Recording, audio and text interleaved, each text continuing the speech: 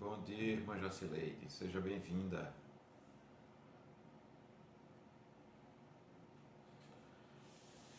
Queridos, que bom que estamos nos encontrando em mais um domingo.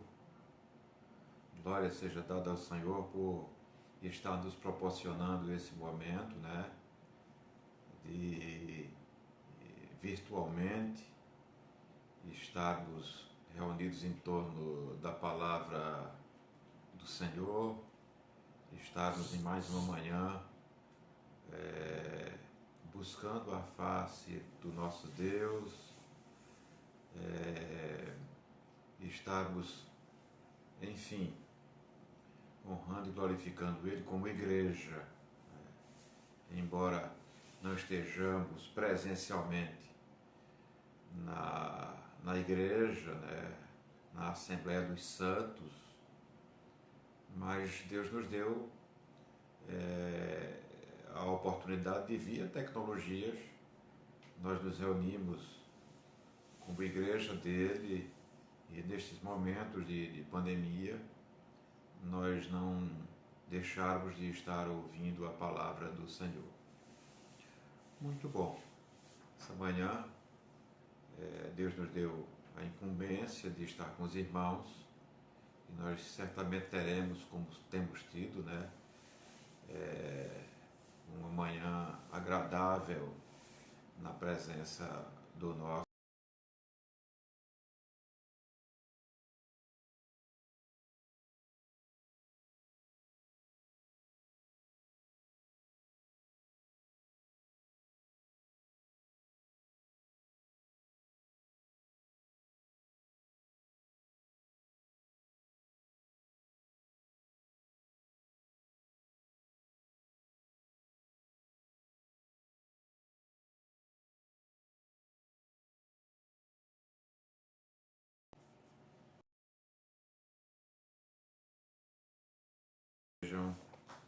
Estejam na presença do Senhor.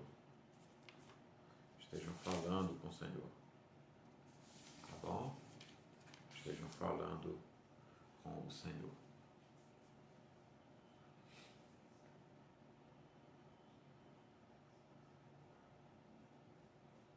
Quero pedir aos irmãos que neste momento de oração silenciosa estejam colocando em suas orações a vida do neto do nosso irmão presbítero Dr. Jailson. É um bebezinho que não tem ainda nem 30 dias, mas que por complicações na sua saúde, ontem passou por uma cirurgia neurológica. E não só o bebê, mas os seus pais, seus avós, a sua família precisa das nossas orações. Eu peço aos irmãos que estejam intercedendo, não só neste momento, mas que ao longo do dia estejam orando por aquela criança, né, por aquele bebê. Arthur é o nome dele. Tá bom? Oremos.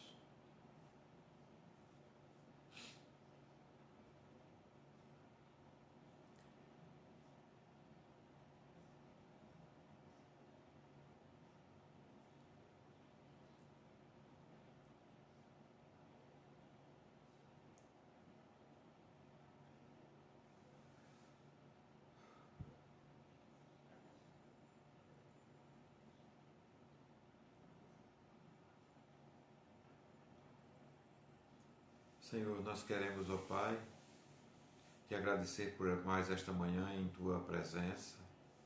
Queremos te agradecer por mais essa escola bíblica dominical. Queremos te agradecer pelos irmãos que já se encontram reunidos conosco. Muito obrigado, Senhor, por este espaço. Muito obrigado por nossa igreja. Muito obrigado por Tua presença em nosso meio. Louvado e exaltado seja o Teu santo e bendito nome, Senhor. Ó Pai, nós queremos neste momento colocar diante de Ti a vida do pequenino Arthur.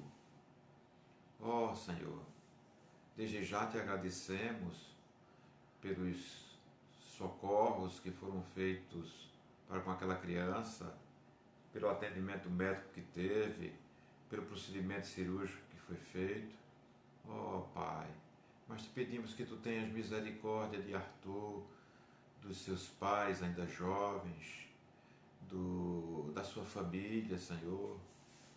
Enfim, te pedimos que tu estejas, ó Pai, misericordiosamente ouvindo o nosso clamor.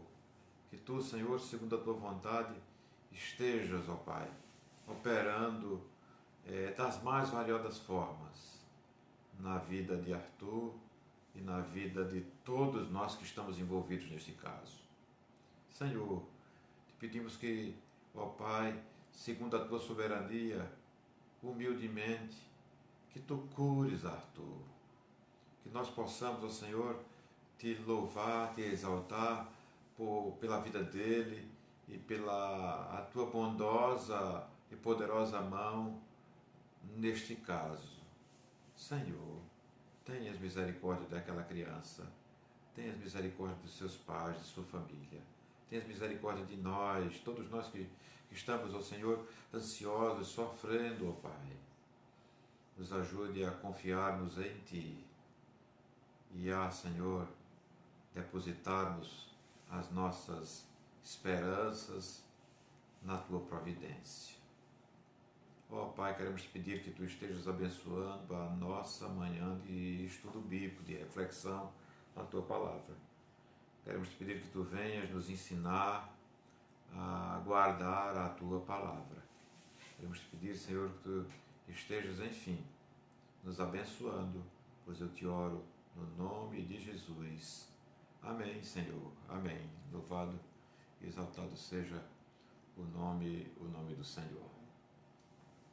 Queridos, aproveitando a deixa do nosso irmão Samuel aqui na live, né? Vamos não só pedir que a gente meditasse no Salmo 62, né? Nós vamos ler o Salmo 62 como texto devocional desta manhã.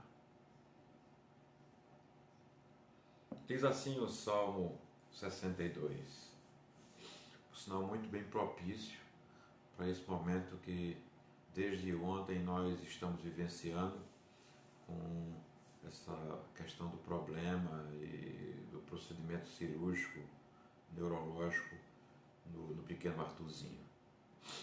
Salmo 62. Somente em Deus, ó minha alma, espera silenciosa. Dele vem a minha salvação. Só Ele é a minha rocha e a minha salvação, e o meu alto refúgio. Não serei muito abalado. Até quando acometereis vós a um homem, todos vós, para o derribardes como se fosse uma parede pendida, ou um muro prestes a cair? Só pensam em derribá-lo da sua dignidade. Na mentira se comprazem, de boca bendizem, porém no interior maldizem. Somente em Deus, ó minha alma, espera silenciosa, porque dele vem a minha esperança. Só Ele é a minha rocha e a minha salvação, e o meu alto refúgio. Não serei jamais abalado. De Deus dependem a minha salvação e a minha glória. Estão em Deus a minha forte rocha e o meu refúgio. Confiai nele, ó povo, em todo o tempo. Derramai perante ele o vosso coração. Deus é o nosso refúgio.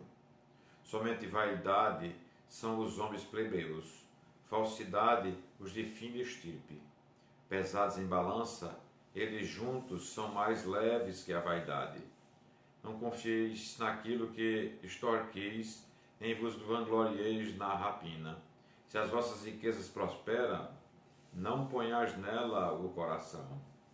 Uma vez falou Deus, duas vezes ouvi isto, que o poder pertence a Deus. E a ti, Senhor, pertence a graça, pois a cada um retribuis segundo as suas as suas obras. Que o Senhor abençoe a leitura de sua palavra. Meus irmãos, à noite nós estaremos novamente reunidos, né? Hoje iniciando uma série sobre esperança com o pastor André, e às 18 horas os irmãos estão convidados para estarem conosco novamente. Tá bom? Muito bom. Vamos abrir as nossas Bíblias na epístola escrita pelo apóstolo São Paulo aos Romanos. Romanos, capítulo 1. Epístola escrita pelo apóstolo São Paulo aos Romanos. Romanos, capítulo 1. Nós leremos os versos 18 a 22. Romanos, capítulo 1, versos 18 a 22. A ira de Deus se revela do céu contra toda impiedade e perversão dos homens que detêm a verdade pela injustiça. Porquanto o que de Deus se pode conhecer é manifesto entre eles, porque Deus lhes manifestou. Porque os atributos invisíveis de Deus, assim o seu eterno poder, como também a sua própria divindade, claramente se reconhecem desde o princípio do mundo, sendo percebidos por meio das coisas que foram criadas. Tais homens são, por isso, indesculpáveis. Porquanto, tendo conhecimento de Deus, não o glorificaram como Deus, nem lhe deram graças, antes se tornaram nulos em seus próprios raciocínios, obscurecendo-lhes o coração insensato. Inculcando-se por sábios, tornaram-se loucos. Oremos mais uma vez. Pai, é chegada a hora de recebermos o teu alimento matinal nesta manhã de domingo. Por isso, Senhor, eu quero te pedir primeiramente por mim, que estou encarregado de transmitir a tua palavra, de levar, Senhor, aquilo que preparasse para os nossos corações, aos corações dos irmãos. Ó Senhor, fale através de mim. Use-me, Senhor, porque tu sabes e conheces muito bem as minhas deficiências. Tu conheces, ó Pai, a falta, Senhor, de conhecimento de Ti. Eu preciso da Tua graça para transmitir aquilo que Tu, Senhor, preparaste para mim e para os meus irmãos nesta manhã. Que nós, Senhor, não recebamos apenas a informação, não. Que nós apliquemos às nossas vidas aquilo que Tu preparaste para as nossas vidas nesta manhã. Assim, Pai, vem nos falar. Usa-me, pois eu te oro no nome de Jesus. No nome de Jesus, amém. Amém, queridos. Meus irmãos, nós estamos no primeiro domingo de maio, né? É hábito de nossas igrejas, principalmente as igrejas presbiterianas do Brasil, e a nossa, o ano passado nós fizemos isso, é hábito que nesse período nós estejamos trazendo reflexões voltadas para os nossos lares, voltadas para as nossas famílias, voltadas para assuntos pertinentes à vida, digamos, à vida doméstica. Os irmãos sabem do quanto eu gosto de trabalhar essa questão de finanças, de dinheiro, etc. Tá? É uma questão muito importante para nós e nossas famílias. Quantos não têm dificuldade em caminhar, em levarem a sua jornada, a sua peregrinação espiritual neste aspecto, no aspecto do dinheiro, no aspecto da mordomia que Deus confiou a nós em relação aos nossos recursos. Por isso, hoje pela manhã, nós vamos estar tratando, tá?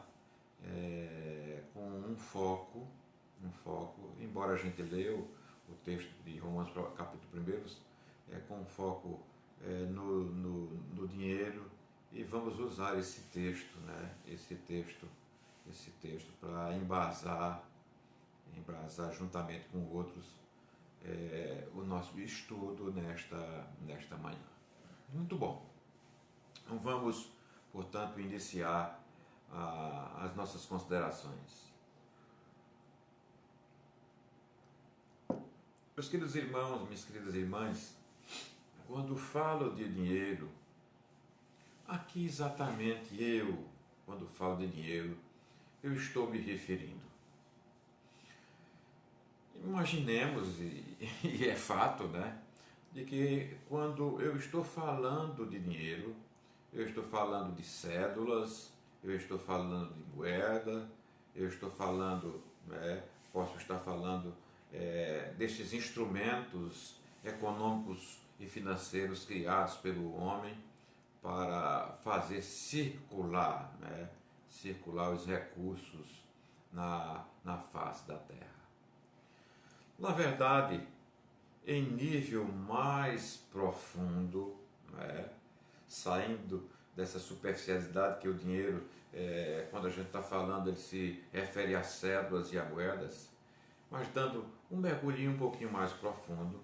Quando nós estamos falando em dinheiro, nós também podemos estar falando dos prazeres e das vantagens que o dinheiro pode comprar.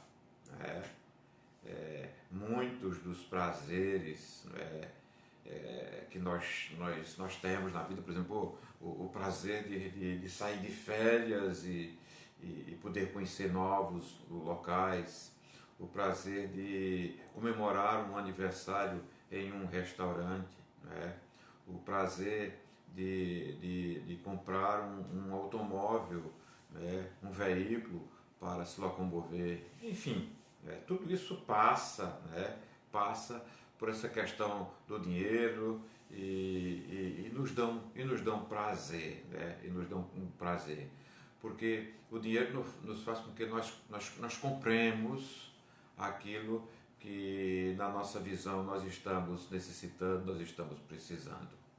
Bem como para outros, o prazer, pode representar status. E aí já é pensando de uma forma mais negativa, de uma forma desvirtuada, de uma forma vaidosa, de uma forma orgulhosa, por que não dizer pecaminosa acerca do dinheiro. Porém, meus irmãos, nós podemos perceber que a primeira resposta que eu fiz a vocês, quando eu falo de dinheiro, a que exatamente me refiro? Então eu já falei que posso estar me referindo a cédulas, a moeda circulante no nosso país ou no mundo afora, Já falei que nós podemos estar falando de prazeres, de vantagens, de status, Mas eu penso que nós ainda não esgotamos essa nossa resposta. Porque debaixo da cédula, das moedas, dos prazeres, das vantagens e do status, se nós mergulharmos mais uma camada, como eu estou falando, nós podemos encontrar a ganância, nós podemos encontrar a cobiça, nós podemos encontrar o medo, sim. Quantas pessoas não dormem com medo do que terão que enfrentar no dia seguinte. Outros podem estar pensando no anseio por segurança. O dinheiro ele me dá segurança, o dinheiro me dá paz. Outros, prestígio, controle da sua vida. Eu tenho uma conta corrente, boa, eu tenho recursos que me dão controle sobre a minha vida. É fato que esses tópicos, né, cédulas, moeda corrente, prazeres, vantagens, ganância, cobiça, medo, anseio, prestígio, controle, não são o fundo, não. Não chegamos ao fundo, né, do nosso mergulho. Estou me lembrando, né, dos tempos que eu tomava banho de açude no engenho de uma tia minha, né? E às vezes a gente mergulhava e tinha o prazer de dizer, fui buscar a lama no açude, né? Mergulhei até a lama do açude, né? Ou quando eu tomava banho de piscina e gostava de mergulhar e ter o prazer, né, de ir no fundo da piscina e tocar no azulejo da piscina, né? Eita, que tempo bom, tá? Então, esses tópicos eles ainda não são o fundo do nosso mergulho aqui, né?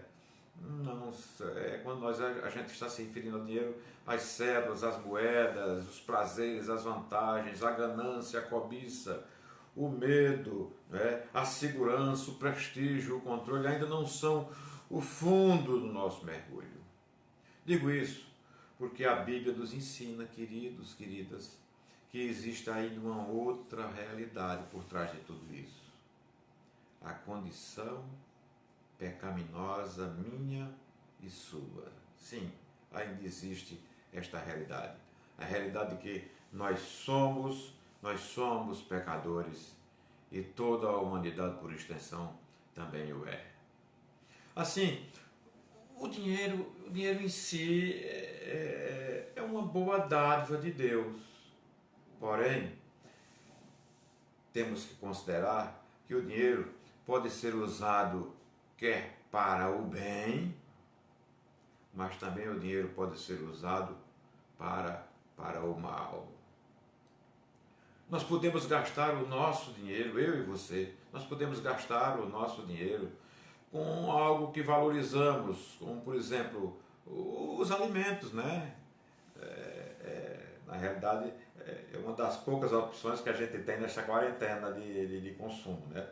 De irmos aos supermercados, aos estabelecimentos que vendem alimentos para comprá-los. Então a gente pode gastar o dinheiro com isso, com um alimento, a gente pode gastar o dinheiro com um presente, né? Mas, por outro lado, nós também podemos gastar o nosso dinheiro com prazeres que não agradam a Deus, com prazeres que vão de encontro às Sagradas Escrituras, como, por exemplo, gastar o nosso dinheiro com pornografia. E quanta gente, eu falo de gente, mas só de gente que não é cristã ou que é cristã apenas nominal, quantos têm gasto os seus recursos, né? Os seus recursos financeiros, recursos dados por Deus, né? Com essa questão da pornografia, com a questão da prostituição e por aí vai. É fato que a gente pode usar o dinheiro para ofertar, né, a algum missionário, um jovem missionário que deseja levar a palavra de Deus. E por falar em missionários, tá? Se você que se encontra conosco nesta manhã ajuda algum missionário, lembre-se que os seus recursos apertados, né, eles mais apertados estão nas mesas dos missionários.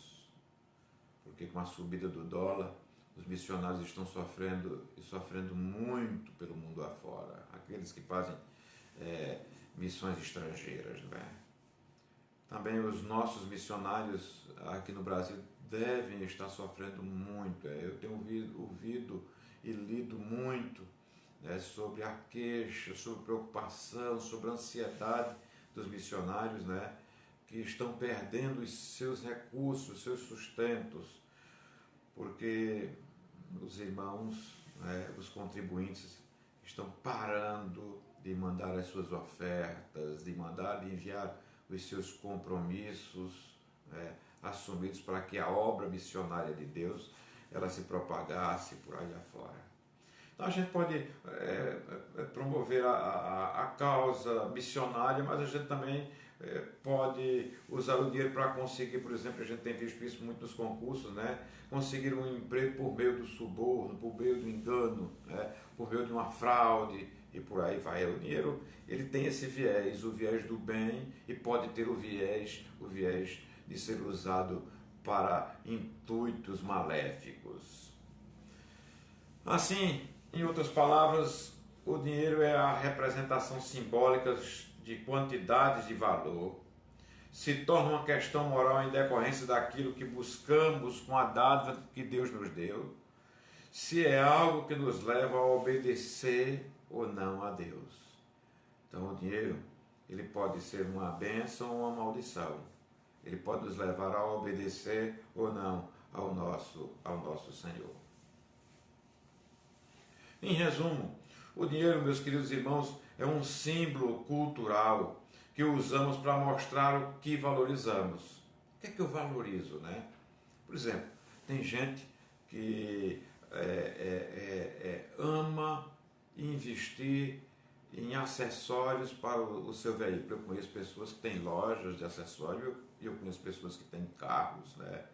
E que gostam de investir o seu dinheiro, né, naquilo que ele gosta, né? E o que ele gosta é investir nos equipamentos do seu veículo. Há pessoas que gostam de investir no seu guarda-roupa, como as meninas, né? Nos seus vestidos, nas suas blusas, nos seus sapatos, né? Esses dias saiu aí na internet uma pessoa, não me lembro quem, que tem mais de 500 pares de sapatos. Que coisa, né? Que coisa. Assim, o dinheiro é um meio pelo qual evidenciamos onde está o nosso tesouro, né? Aquilo que valorizamos, aquilo que prestigiamos em nossas vidas, aquilo que faz com que o nosso coração ele bata mais forte, bata mais forte. Como afirma o pastor John Piper em um dos seus livros, o uso do dinheiro é um ato de adoração, né? Quer de adoração a Cristo, quando nós investimos na obra missionária, quando nós somos fiéis em nossos dízimos e quando nós voluntariamente ofertamos a casa do Senhor, né? Então, o dinheiro pode ser um ato de adoração, né, ao Senhor, ao nosso Deus nesse aspecto, ou pode ser um ato de adoração de qualquer outra coisa, né?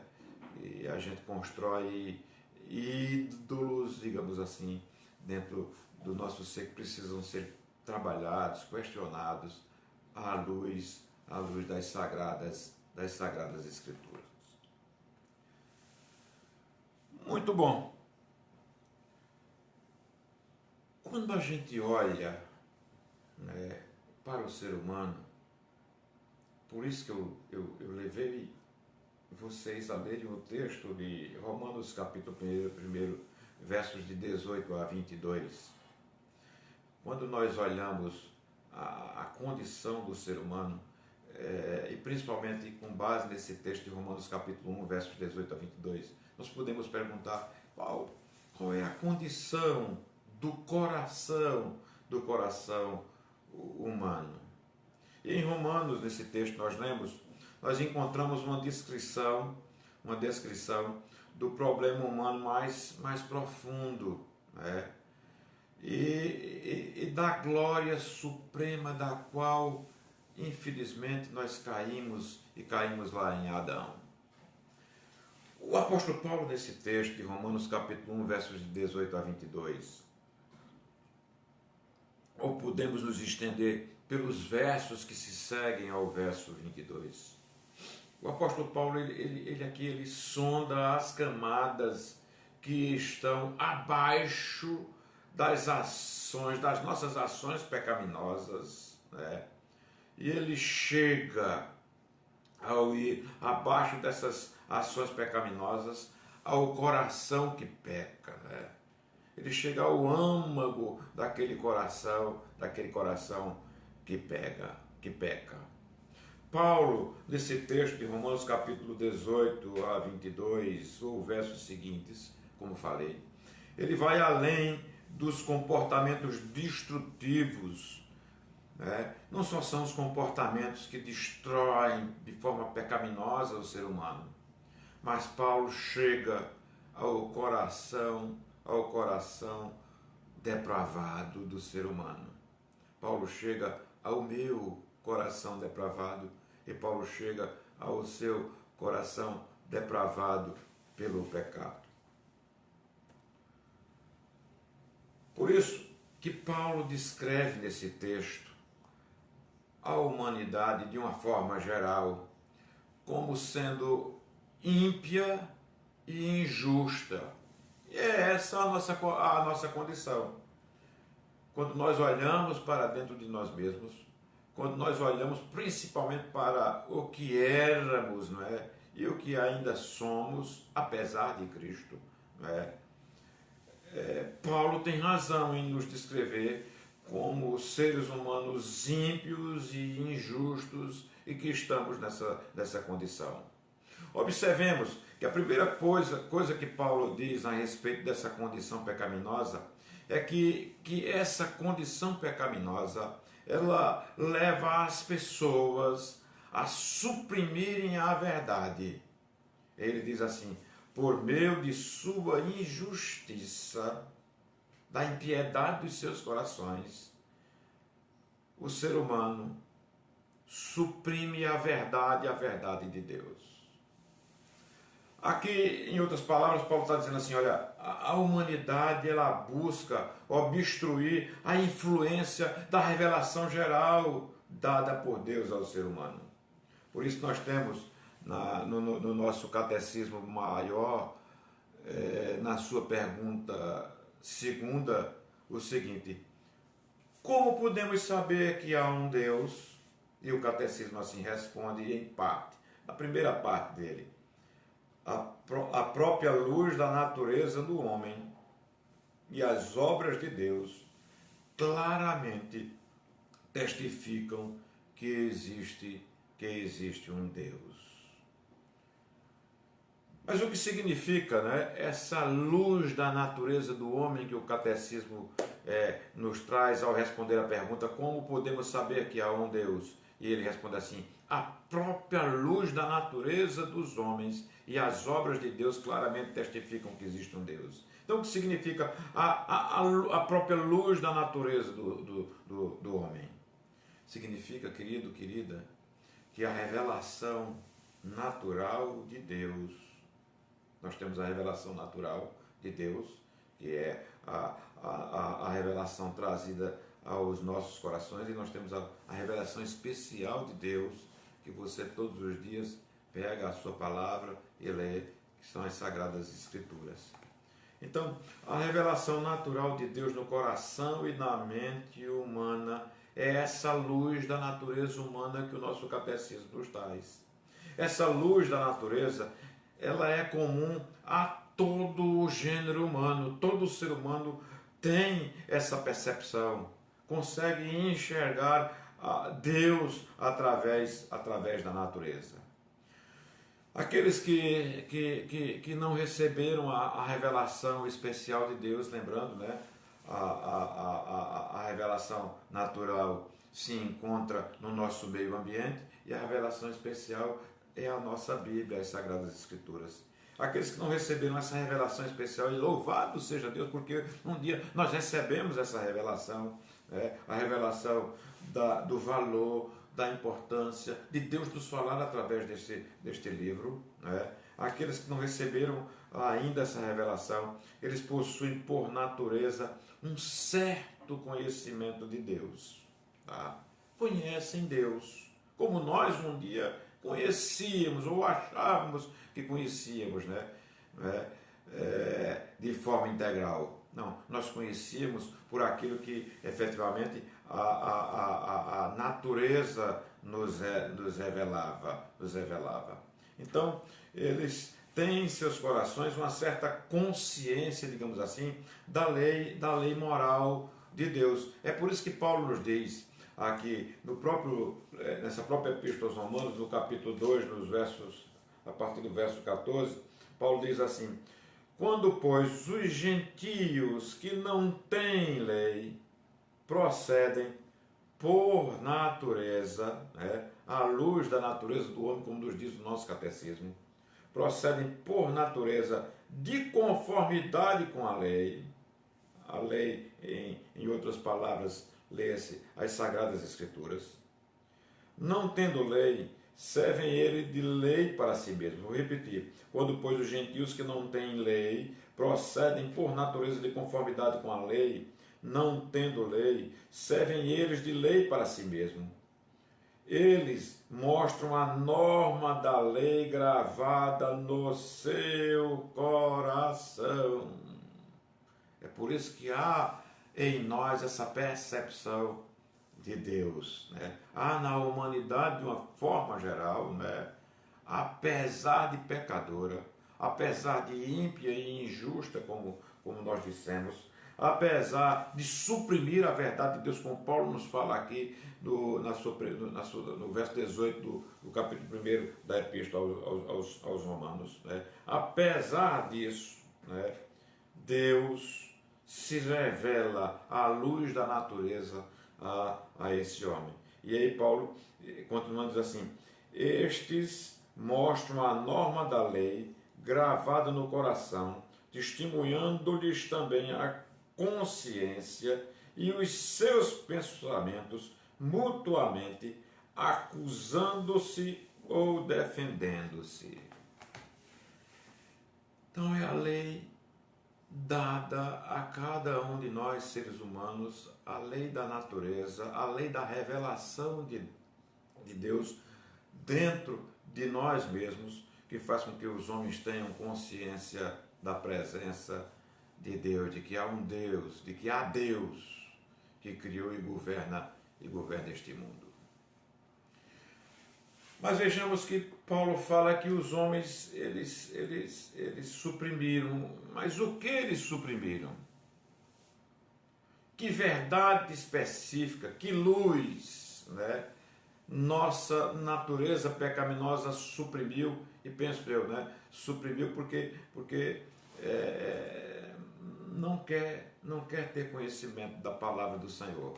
A natureza pecaminosa nos afasta, nos leva para distante das sagradas Escrituras. E aí o versículo seguinte, o verso 19, ele nos responde dizendo o seguinte: pois aquilo que se pode conhecer a respeito de Deus é manifesto para eles, pois Deus lhe mostrou. Nós suprimimos das nossas vidas, em especial em relação a como gastamos os nossos recursos, aquilo que se pode conhecer a respeito de Deus. O conhecimento de Deus, queridos, ele é repulsivo por nossa natureza pecaminosa. A nossa natureza pecaminosa, ela conhece, ela compreende, a nossa consciência, o nosso coração sabe que há Deus, tá? Mas ela rejeita o conhecimento de Deus, ela rejeita a palavra de Deus, ela não valoriza as sagradas Escrituras.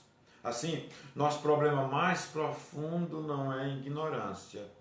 Não é ignorância. O verso 19 nos diz: aquilo que se pode conhecer a respeito de Deus é manifesto. É manifesto, né, de forma natural, inclusive dentro de nós mesmos, ou é manifesto através das Sagradas Escrituras. Nosso problema mais profundo, o nosso mergulho, né, mais profundo, é que nós nos rebelamos contra o conhecimento de Deus. Esse conhecimento, infelizmente, em função da natureza pecaminosa, né, ele é desagradável ao ser humano. O ser humano não se agrada, acha que é uma coisa que não se faz necessário, acha que isso é coisa de religião, acha que isso é coisa de gente fanática, né? O ser humano acha que o conhecimento de Deus ele solapa a nossa independência, né? Ele obstrui, ele aprisiona a nossa autonomia. E é por isso que Paulo diz que os seres humanos, né, que nós, inclusive, muitas vezes suprimimos o conhecimento de Deus em nossas vidas. Digo isso porque quando a gente lê esse texto, a gente acha que é só coisa de quem não crê. Mas quantas coisas, meus queridos irmãos, quantas coisas nós que lemos esse livro, né, pelo menos uma vez por ano, muitos de nós leem as Sagradas Escrituras pelo menos uma vez por ano, nós que conhecemos muito das Sagradas Escrituras, nós que estamos dominicalmente, né, fazendo o que nós estamos fazendo aqui, né, ouvindo a palavra de Deus, lendo a palavra de Deus, estudando a palavra de Deus, cultuando a Deus, frequentando aulas, e hoje com as mídias sociais a gente tem acesso a um conhecimento vastíssimo acerca de Deus e acerca daquilo que Deus deseja para as nossas vidas.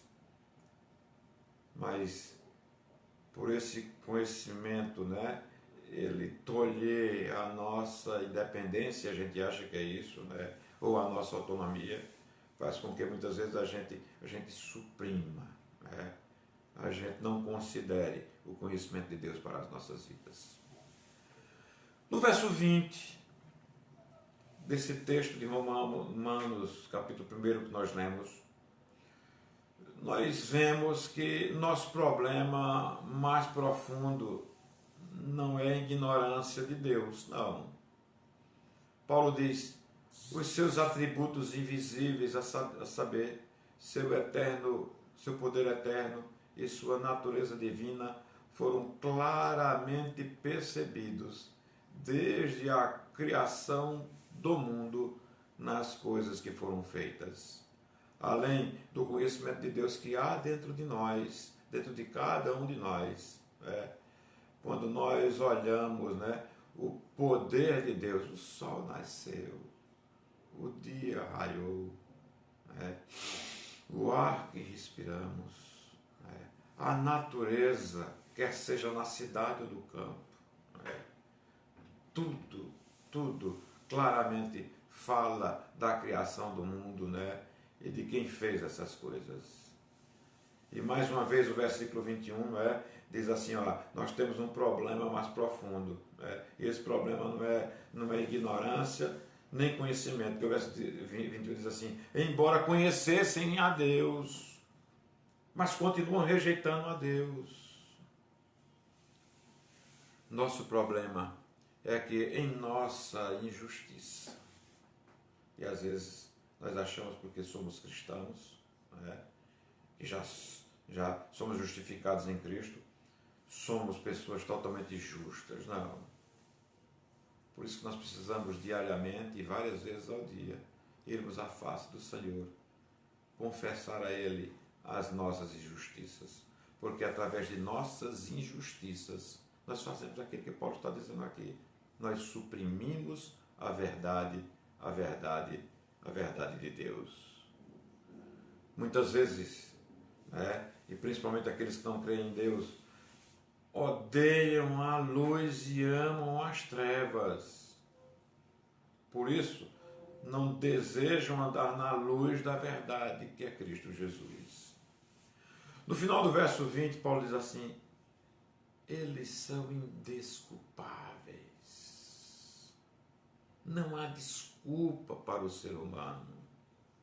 Por que são indesculpáveis? O verso 21 dá a resposta, chegando, enfim, ao cerne do problema do ser humano. O que é que ele diz? Porque, embora conhecessem a Deus, não honraram como Deus, nem lhe deram graças, mas se tornaram fúteis em seu raciocínio, e seu coração insensato foi obscurecido. Lembremos, nós estamos tratando acerca de dinheiro, e foi por isso que eu precisei fazer essa longa base bíblica acerca do pecado, nessa palavra que estou trazendo para vocês. Os seres humanos se recusam a reconhecer aquilo que, em alguma medida, todos sabem ser verdade. Os seres humanos estão cientes de que Deus existe, mas se recusam a honrá-lo e dar graças a Ele. Queridos, em nossa impiedade fazemos o que a impiedade faz. E o que é que a impiedade faz, pastor? A impiedade suprime a verdade segundo a qual Deus deve ser valorizado ao ser considerado supremo, glorioso, bondoso e generoso. E quando a verdade de Deus ela é suprimida, a luz é rejeitada e a glória de Deus ela é desconsiderada. Por quê? Porque nós estamos suprimindo a verdade de Deus e colocando no lugar dela outra coisa. Porém, nunca deixamos Deus meramente porque lhe damos pouco valor. Não. Interessante, não é? Nós trocamos Deus por algo que valorizamos mais. Deus tem o nosso valor. Sabemos quem é Deus. Mas Deus, você fica nesse cantinho, porque há algo que eu valorizo mais. Isso serve, quer seja para aquele que já conhece a Deus, ou serve para aquele que não conhece a Deus. Quantas vezes nós, como cristãos, valorizamos algo que temos muito mais do que a Deus? Sabemos, temos consciência disso. É tanto que pedimos perdão. Mas muitas vezes não nos deixamos ser tratados por Deus. Os versos 22 e 23 desse texto de Romanos, o apóstolo Paulo diz assim: dizendo-se sábios, tornaram-se tolos e trocaram a glória do Deus imortal por imagens e por aí vai. Tornaram-se tolo. Essa é a tolice máxima, meus queridos irmãos. Esse é o significado mais fundamental do pecado. Sim, é uma tolice da nossa parte. Nós trocamos a glória do Deus imortal, do Deus que nos criou, do Deus que se revelou a nós desde o início de nossas vidas, de forma natural, e que se revelou e se revela diariamente a nós através das Sagradas Escrituras. Nós trocamos a glória do Deus imortal, deste Deus grandioso, deste Deus soberano, por substitutos. Qualquer coisa que valorize mais do que a Deus, substitui Deus. E é isso que, infelizmente, muitos de nós estão fazendo.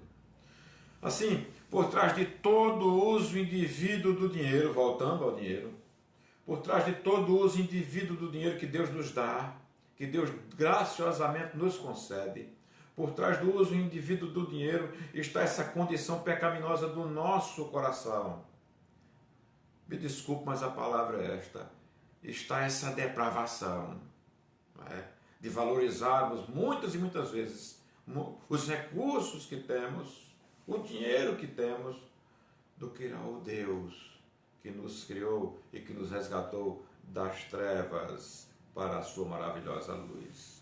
Por isso, John Piper, ele define o pecado baseando-se nessa passagem de Romanos capítulo 1 da seguinte forma. Eu achei linda essa definição de John Piper.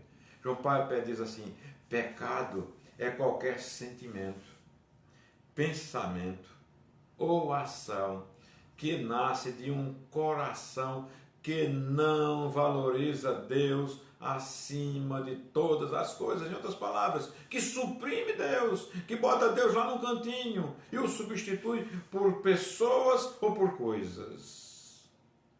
Meu querido, minha querida, a origem do pecado, a raiz de todo o pecado, é esse coração que prefere qualquer coisa acima de Deus. Um coração que não valoriza Deus acima de todas as coisas ou de todas as pessoas. O que nos caracteriza como cristãos verdadeiros não é que o pecado nunca nos vence. Não é isso que nos caracteriza como verdadeiros cristãos, né? Servos de Cristo Jesus. Não é que nossos desejos são perfeitamente voltados para Deus. Aquela pessoa é cristã porque os seus desejos são integralmente voltados para Deus. Não é? Estamos longe disso. E a não ser na glória, aqui ainda temos uma luta. Ainda lutamos. O que me caracteriza, o que te caracteriza, querido, querida, como verdadeiro cristão, é o fato de que na raiz da tua e da minha vida se encontra, digamos assim, essa nova estima por Deus acima de tudo. Nós estimamos a Deus, né? Nós privilegiamos Deus. Eu estou atento àquilo que Deus fala nas minhas ações, no meu procedimento, no meu dia a dia. Eu estou cuidando para que a minha vida seja uma vida que esteja juntinha de Deus, minuto após minuto. Uma vez que um dia nós tivemos um encontro com Deus através de Cristo Jesus. Nos lembremos que Jesus Cristo assumiu em nosso coração um lugar que nos conduz de volta. Interessante, né? Nos conduz de volta repetidamente. Isso é processo de santificação. A renovação de nossa devoção a Ele como Deus Supremo, por meio do arrependimento. Deus nos deu esse instrumento. Né? Jesus Cristo, ele mora em nosso coração e o Espírito Santo constantemente vive trabalhando essas questões para que a gente se policie, para que a gente se volte para Deus, para que a gente busque trazer o nosso coração para o altar do Senhor através do arrependimento. Por isso João nos diz, se confessarmos os nossos pecados, Ele é fiel e justo para nos perdoar os pecados e nos purificar de toda a nossa injustiça. Eu pergunto, você alguma vez já refletiu sobre a possibilidade de que o primeiro e o último dos 10 mandamentos, eles são praticamente a mesma coisa? Eu vou trazer a lembrança sua desta manhã.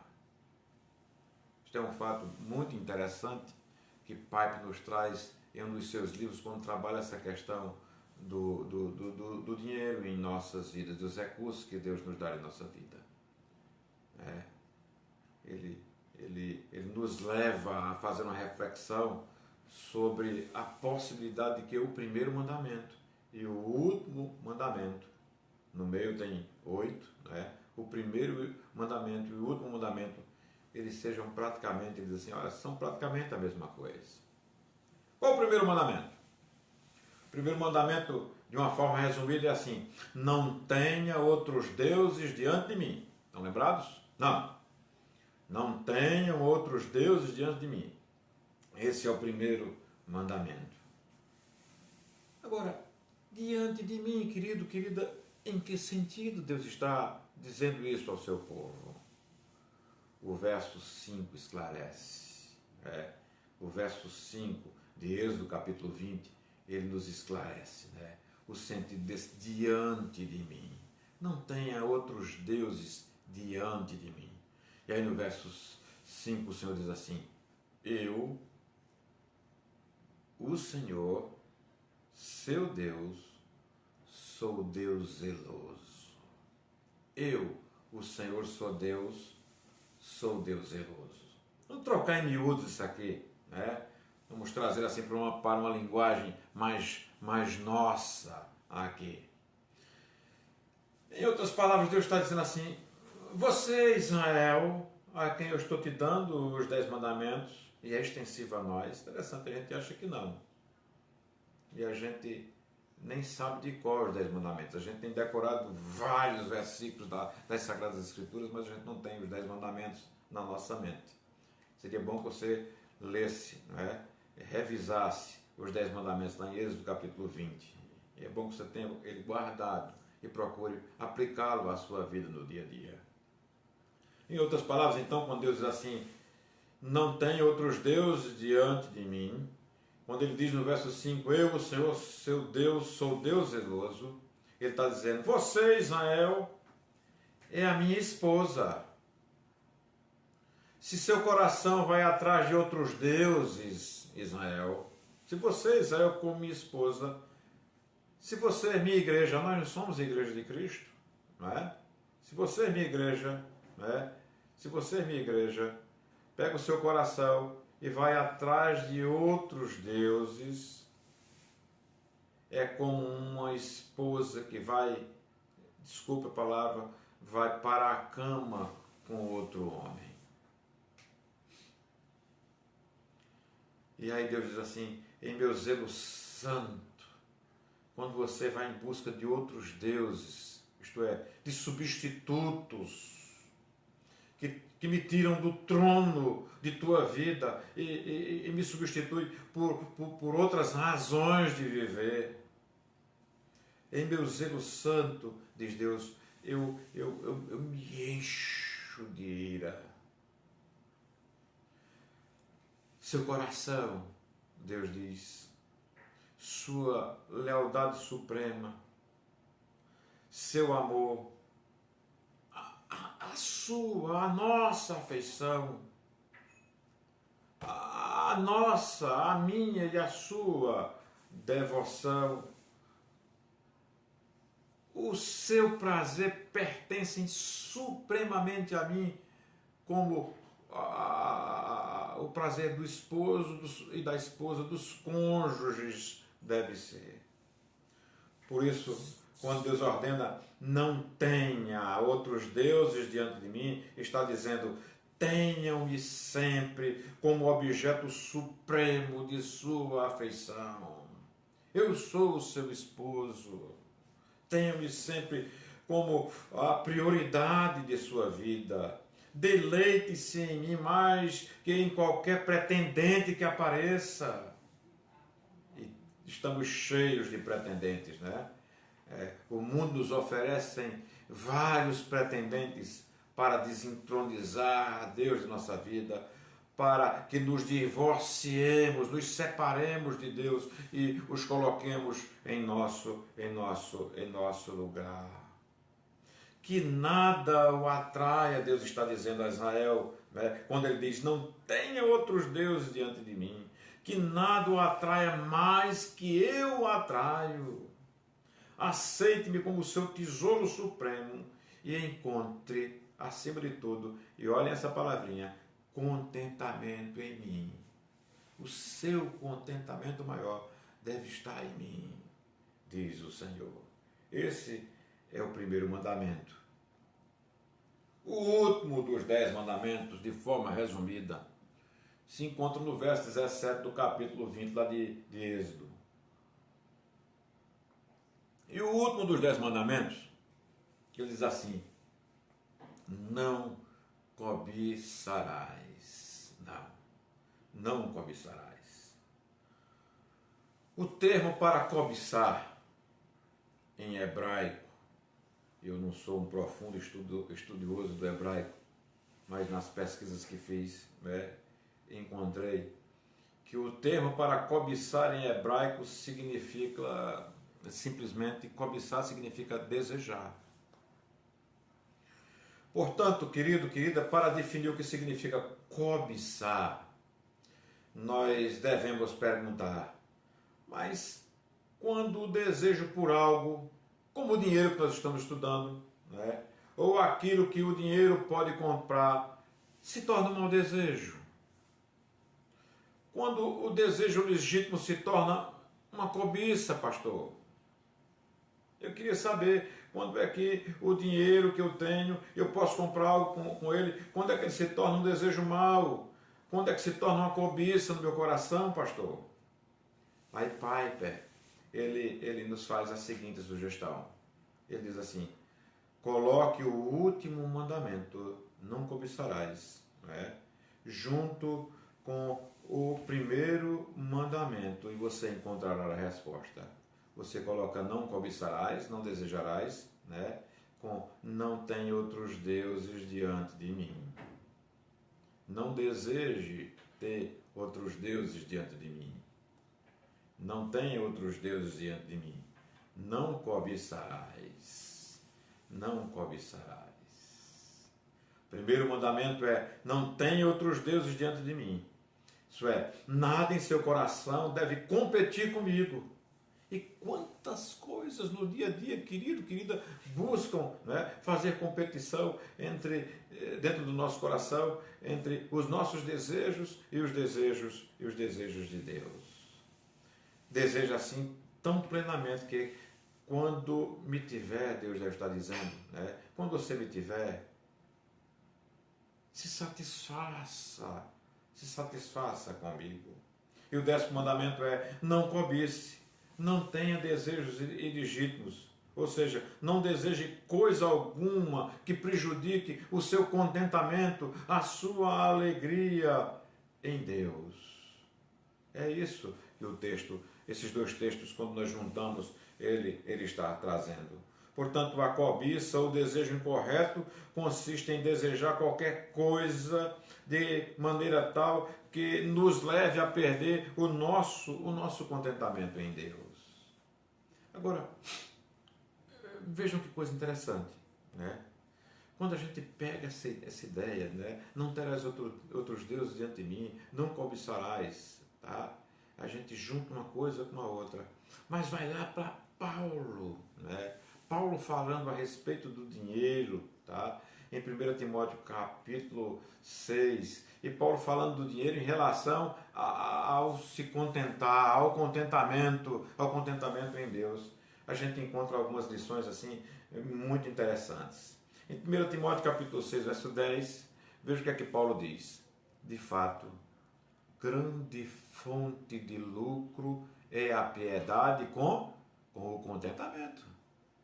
De fato, grande fonte de lucro é a piedade, é o temor a Deus, é a vida com o Senhor, com contentamento. Porque nada temos trazido para o mundo, nem coisa alguma podemos levar dele. Tendo sustento e com que nos vestir, estejamos contentes. Olha a palavra contentamento aparecendo de novo aqui. Ora, os que querem ficar ricos caem em tentação e cilada, e em muitas concupiscências insensatas e perniciosas, as quais afogam os homens na ruína e perdição. Aí vem aquele tradicional texto que todos nós, quando falamos sobre dinheiro, gostamos de citar. Porque o amor do dinheiro é raiz de todos os males, e alguns, nessa cobiça, se desviaram da fé, e a si mesmos se atormentaram com muitas dores. Meu irmão, minha irmã, a chave para que entendamos esse texto de 1 Timóteo capítulo 6, a partir do verso 6 até o verso 10, é o que se encontra no verso 6. A piedade com contentamento é grande lucro. A piedade com contentamento é grande lucro. Assim eu pergunto, qual é a proteção que eu e você, como cristãos que somos, temos contra os efeitos mortais do dinheiro? Que já vimos que o dinheiro pode nos levar para o bem e pode nos levar para o mal. E que muitas vezes esse coraçãozinho com a sua natureza pecaminosa tende a desentronizar Deus e a afastar Deus e a se satisfazer, a se contentar com outras coisas. Qual é a proteção que nós temos contra estes efeitos mortais do dinheiro, dos recursos que Deus nos dá? A resposta é um coração contente, um coração contente em Deus. Um coração que se alegra em Deus. Um coração que se satisfaz plenamente em Deus. Eu pergunto novamente, meu irmão, minha irmã, você está profundamente satisfeito em Deus? a ponto de essa satisfação, esse contentamento, não desabar quando Deus determina que você tenha muito ou pouco, que essa é uma questão que se levanta em relação aos recursos. Nós sempre queremos, né, em função de nossa natureza pecaminosa, em função da nossa visão curta, do nosso entendimento pequeno acerca da providência de Deus, nós sempre desejamos e queremos ter mais, mais, mais, mais e mais.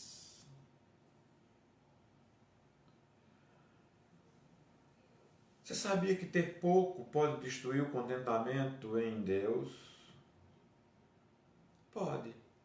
Porque às vezes, em épocas de escassez, e precisamos nos preparar para épocas de escassez, e já estamos vivendo ela, a economia parou, tem 45 dias, né?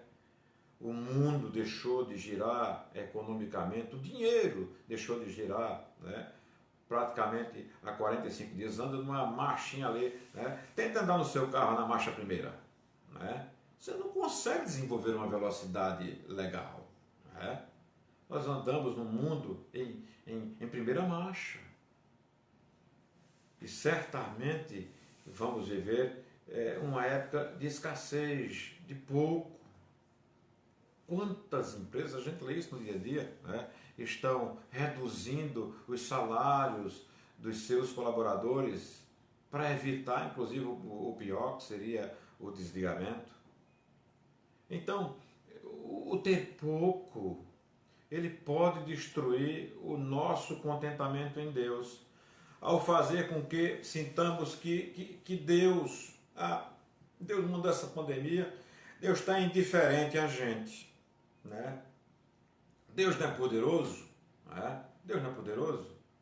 Por que é que Deus, né, não retira essa pandemia, essa praga do nosso meio? Interessante é que, ao contrário, ter muito pode destruir nosso contentamento em Deus também. Quando nós temos muitos recursos, né, nós podemos deixar Deus de lado e o nosso contentamento em Deus, né, ele esfriar. Quantos não esfriam na fé, né? Já vi exemplos, vários exemplos, né, de pessoas que eram pessoas, né, normais ou até mesmo pessoas humildes na igreja, sim, né, mas que foram desenvolvendo as suas atividades e as suas atividades foram crescendo, foram prosperando e quando passaram a ter muito recurso, né, o contentamento foi destruído por conta desses recursos. Principalmente porque às vezes, quando os recursos vêm, nós imaginamos, né, que nós, com a nossa capacidade, né, com as nossas habilidades, com a nossa inteligência, com a nossa sabedoria, nós conseguimos. Deus é supérfluo, Deus é secundário, né, em sua condição de ajudador das nossas vidas. A palavra contentamento, nos comentários feitos por Johannes Gerhardus, acho que é esse o nome, deve ser um nome alemão ou holandês, feitos por Johannes, essa pronúncia está certa, tá?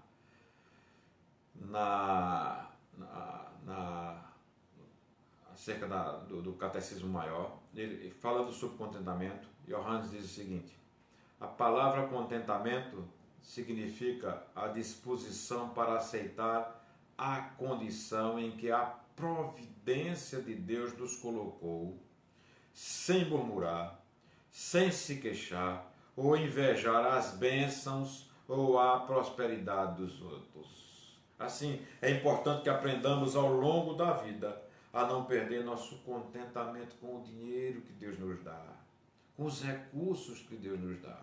Sim, é importante que aprendamos ao longo da vida não perdermos o foco em Deus, porque quando perdemos o foco em Deus, perdemos o nosso contentamento. Paulo, querido, querida, aprendeu o segredo de viver dessa forma. Ele escreve no capítulo 4 de Filipenses, versos 11 e 12, o seguinte: digo isto não por causa da pobreza, porque aprendi a viver o quê? Aprendi a viver contente em toda e qualquer situação. Você aprendeu.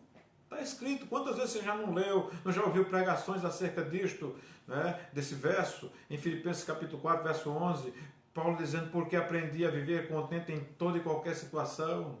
Você olha, a situação é desfavorável, principalmente quando ela é desfavorável, né? Será que você enxerga a providência de Deus nessa situação? Aí Paulo diz assim, ele está falando de recursos financeiros, ele está falando de dinheiro, ele diz assim, tanto você estar humilhado, como também ser honrado. De tudo e em todas as circunstâncias já tenho experiência, tanto de fartura como de fome, assim de abundância como de escassez.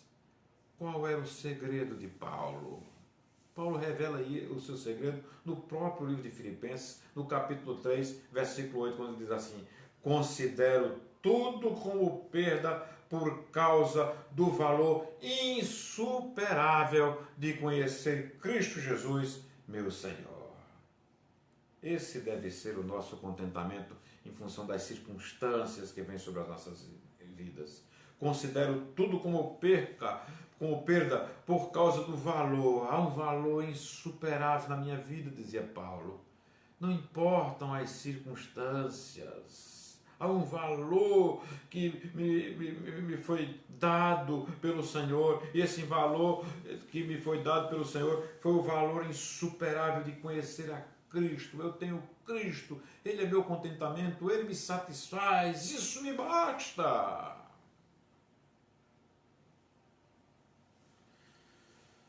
Em outras palavras, usando termos modernos, Paulo devia estar dizendo, quando o mercado de ações está em alta,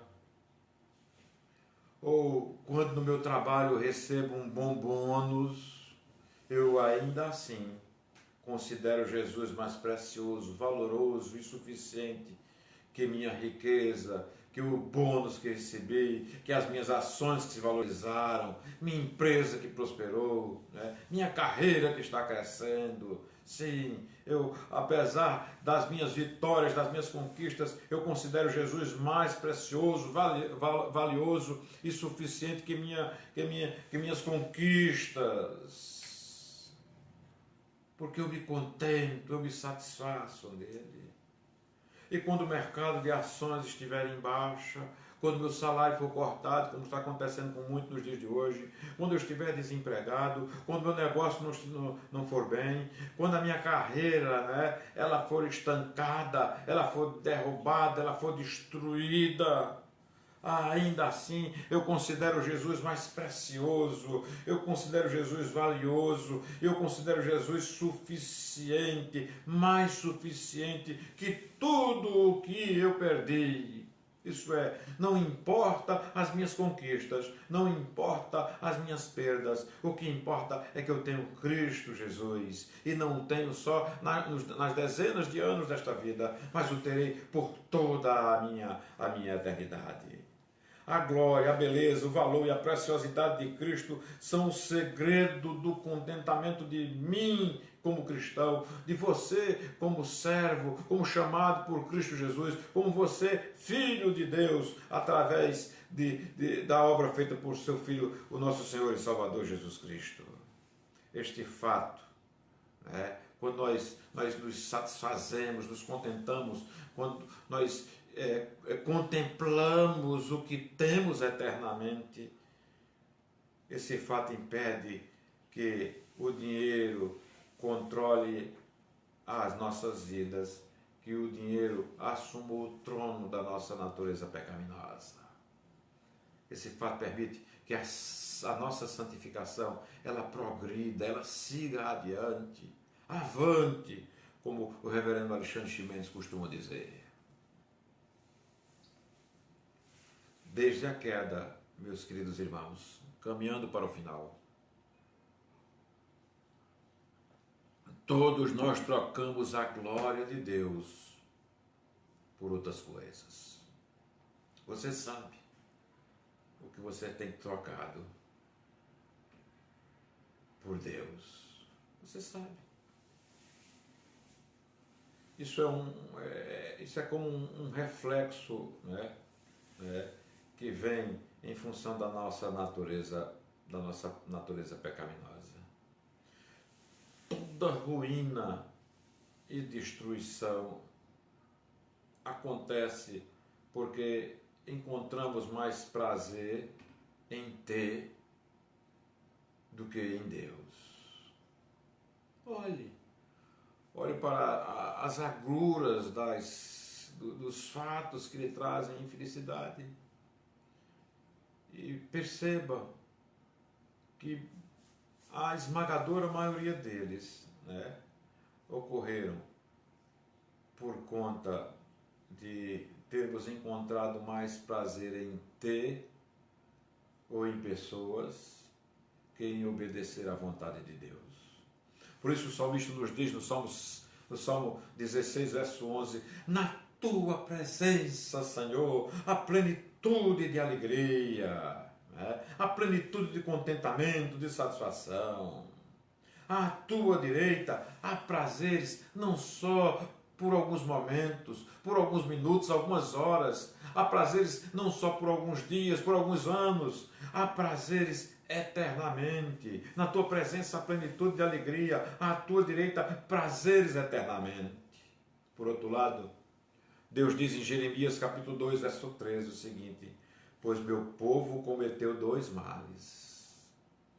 Eles me abandonaram, a fonte de águas vivas, e cavaram cisternas para si, cisternas rachadas que não retêm água. Quantas e quantas coisas nós construímos, né, que se vão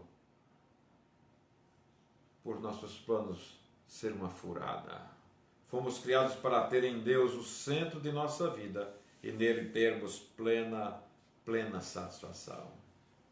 Querido, querida, apesar de como todos insultamos Deus com as nossas preferências por outras coisas, Ele, Deus, em sua misericórdia, fez o que não podíamos fazer por nós mesmos. Foi à cruz e nos deu vida espiritual, inclinando depois o nosso coração para que crescêssemos em Jesus Cristo, seu Filho amado. Nenhum de nós, nem eu nem você, jamais amou a Deus como Ele merece. Não.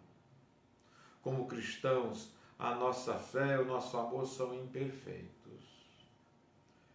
Mas Pedro nos diz o seguinte: Cristo sofreu uma única vez pelos pecadores, o justo pelos injustos, para conduzir-nos a Deus. Eu quero encerrar essa minha palavra nesta manhã acerca daquilo que, né, o dinheiro pode fazer em nossas vidas, os recursos que recebemos podem fazer em nossas vidas, trazendo um fato registrado em 2 Coríntios capítulo 8.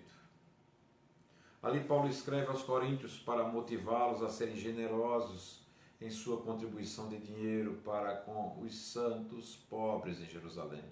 Havia irmãos em Jerusalém pobres que, em função da perseguição, estavam sofrendo muito, não é? Muito, precisando, como muitos estão precisando nos dias de hoje, né?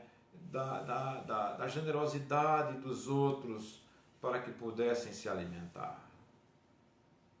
E Paulo está levantando uma oferta entre as igrejas fundadas através de suas viagens missionárias, né?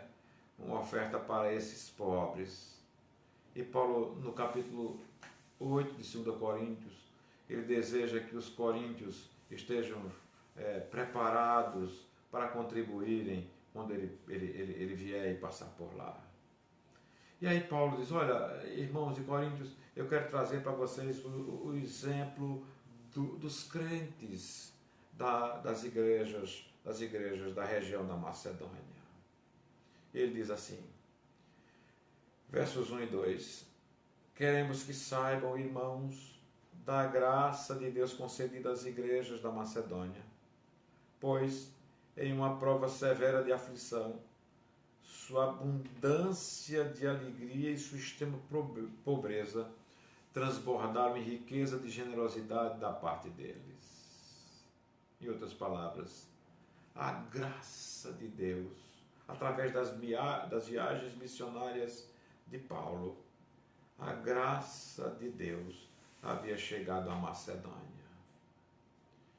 E pessoas tinham encontrado Cristo Jesus e se convertido ao Evangelho, ouvido e aceitado as boas novas, diz que só o Senhor Jesus Cristo é o caminho, a verdade e a vida. O verdadeiro convertido, ele produz frutos. E o fruto da conversão daqueles irmãos da Macedônia foi visto, meu querido irmão, minha querida irmã, de modo impressionante, na alegria que eles tinham de estarem levando a palavra de Deus e estarem irmanados com as dores dos seus irmãos de outras comunidades. E aí Paulo diz assim, no verso 2, em uma prova severa de aflição. Isso aqui é pura perseguição. Tá? E vejam que eu gosto dessa tradução porque ela expõe o que estava acontecendo. Né? Uma prova severa e em uma prova severa de aflição. Sua abundância de alegria e sua extrema pobreza. Apesar da aflição e da pobreza, havia alegria naqueles irmãos. A alegria deles independia da severidade das perseguições que eles estavam sofrendo. A alegria deles independia dos recursos financeiros que eram pouquíssimos. Eles eram pobres ou muito pobres, mas isso, né, não impediu que eles contribuíssem com a obra de Deus. Observe que o texto fala de extrema pobreza.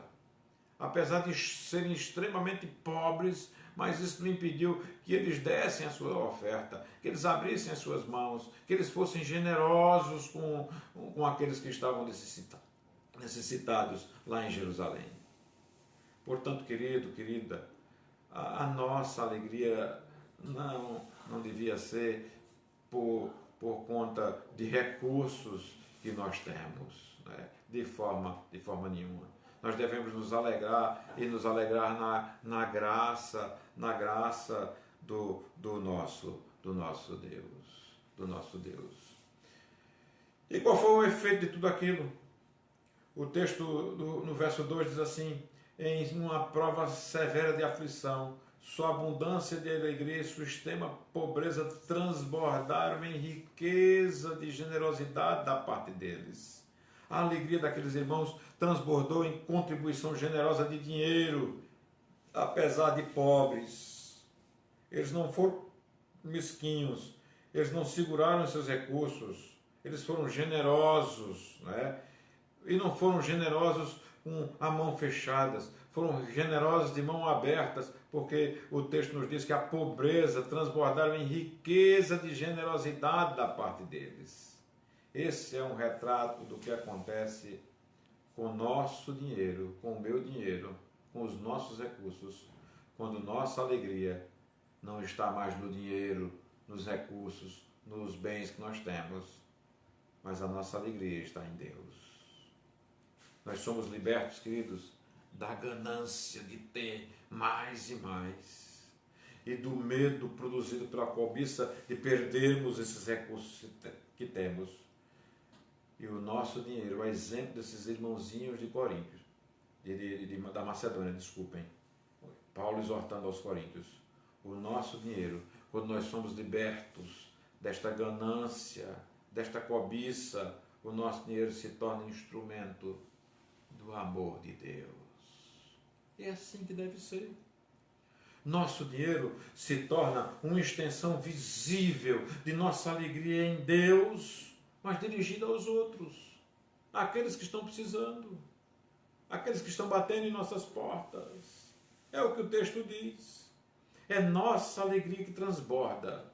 É a alegria em Deus que flui em generosidade para com os outros. É assim que está nos dizendo a palavra do Senhor. Valorizar Deus acima de todas as coisas. Lembra dos mandamentos? Lembra do primeiro mandamento? Lembra do último mandamento? Valorizar Deus acima de todas as coisas transforma dinheiro em moeda de adoração e amor, e não em ganância, em cobiça e em egoísmo. Termino com três textos, vou só ler de Hebreus. Hebreus 10, 34.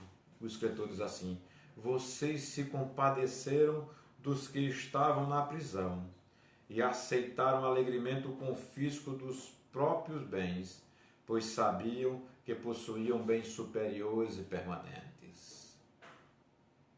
O nosso tesouro não está nos poucos recursos que temos aqui. O nosso tesouro está no Senhor. Capítulo 11, versos 24 a 26 de Hebreus. Pela fé, Moisés, já adulto, recusou ser chamado filho da filha do faraó, preferindo ser maltratado com o povo de Deus a desfrutar os prazeres do pecado durante algum tempo. Por amor de Cristo, considerou a desonra riqueza maior do que os tesouros do Egito, porque contemplava a sua recompensa. Eu não quero viver nos palácios do Egito, na riqueza passageira do Egito. Eu quero servir a Deus e me gastar e desgastar com Ele. Capítulo 13, para a gente terminar agora. Capítulo 13 de Hebreus, versos 5 e 6. Conservem-se livres do amor ao dinheiro e contentem-se com o que vocês têm, porque Deus mesmo disse: nunca o deixarei, nunca o abandonarei. Podemos, pois, dizer com confiança: o Senhor é o meu ajudador, não temerei o que me podem fazer os homens. Conservem-se livres do amor ao dinheiro e contentem-se com o que vocês têm. Nunca o deixarei, nunca o abandonarei. Estou lhes dando recursos, mas usem esses recursos para a minha glória. Há escassez de recursos, eu sou o Deus providente. Eu nunca o deixarei, nunca o abandonarei, não só nesta vida, mas principalmente quando Ele trazer-os à minha presença para todo sempre. Porque como Moisés, nós contemplamos as recompensas celestiais. Nós contemplamos e nos contentamos em fazer a vontade de Deus. Que Deus nos abençoe na manhã deste domingo, em mais um domingo de live, em mais um domingo em que, apesar de distantes, o Senhor se encontra conosco e nos ministra a sua palavra. Oremos, queridos. Pai, muito obrigado, Senhor, por aquilo que nos ensinaste na manhã deste domingo. Muito obrigado, Senhor, pelos ricos ensinamentos que nos deste. Oh, Pai, muito obrigado pelos recursos que temos, pouco ou muito, escassos ou abundantes. Senhor, que a maldade do nosso coração, que a natureza pecaminosa que habita em nós não reine em nossas vidas. Que aquilo que tu nos ensinaste hoje seja vivenciado dia após dia por cada um de nós, os teus filhos. isto é, que estejamos contentes em sermos teus, em termos a tua palavra, em termos as tuas promessas, em nos alegrarmos, nos satisfazermos, ó Senhor, única e exclusivamente em Ti, em nos deleitarmos, Senhor, em estar contigo, em viver contigo, em obedecer a Ti, em amar a Ti sobre todas as coisas e em não cobiçarmos, isso é, não desejarmos coisas que nos afastam de Ti. Ó Pai, nos ensine que Tu te encontras conosco em todos os instantes das nossas vidas, em todos os fatos, em todas as circunstâncias, quer sejam elas boas, quer sejam elas ruins. O que importa é que Tu estás conosco, Senhor. Louvado seja o Teu nome. Abençoe a Tua igreja. Abençoe aqueles que ouviram a Tua palavra ou aqueles que irão de ouvi-la em um outro momento. Pois eu te oro no nome de Jesus. Amém. Querido, querida, Deus te abençoe. Tenha um bom dia e nos encontramos mais tarde, às 18 horas, nos canais, né? Nos canais da internet de nossa igreja, tá bom? Orando por você. Não se esqueçam de orar por Arthur. Um abraço.